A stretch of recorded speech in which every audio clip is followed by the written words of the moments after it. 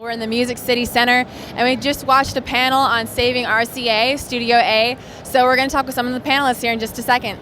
From an acoustical standpoint, I mean, like I said in the panel, there was 6 of these rooms that were built around the world. I started working there in about 1993 for some songs that were included on an album I was working on. And then it was the year before last, I went in and recorded 9 songs that were part of a double country album, and I'd been waiting to get back in there. It's such a special place to me. I mean, when you walk into a space and you know that, Chet Atkins recorded iconic records there, produced iconic records there. Waylon did 11 albums in that room. The Outlaw movement started in that room. There's something about that being elevated. It's like going into a church or into a sacred space. I think artists, when they come into something like that, it elevates the art. And I got the news that it was going to close down, and I was just crushed.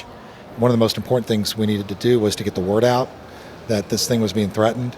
Well, we first started by screaming as loud as we could. I told as many people I could about it. From a tactical standpoint, the one asset that we had was all the emotion and passion that people had for that space. We were getting calls from Denmark and Thailand and just all over the place, people that knew the history of the studio and wanted it saved and protected. So because of that, it reverberated. What we were trying to do is keep that pressure on, trying to keep people to be civil, but keep trying to put pressure on the guy so that he realized that what he was up against was more than just a piece of property or a handful of people, but he was up against an entire creative community. Ben Folds had written a letter that went viral on social media about 4 days after we had gotten the estoppel letter saying that we were being evicted and the building was being sold. The one message that resonated the most was, if some place as historic and meaningful to the music community here and to the world as RCA Studio A, if it can be torn down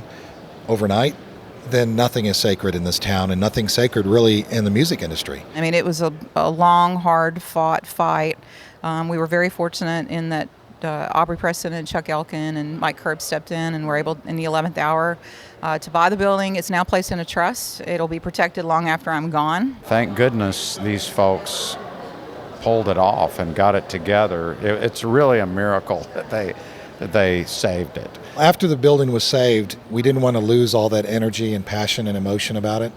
So a coalition was formed of people from the music industry, from all walks of life in the music industry.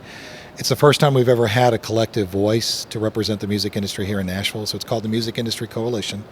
What the coalition started to do was try to more frame the story about not only the studio, but all of Music Row.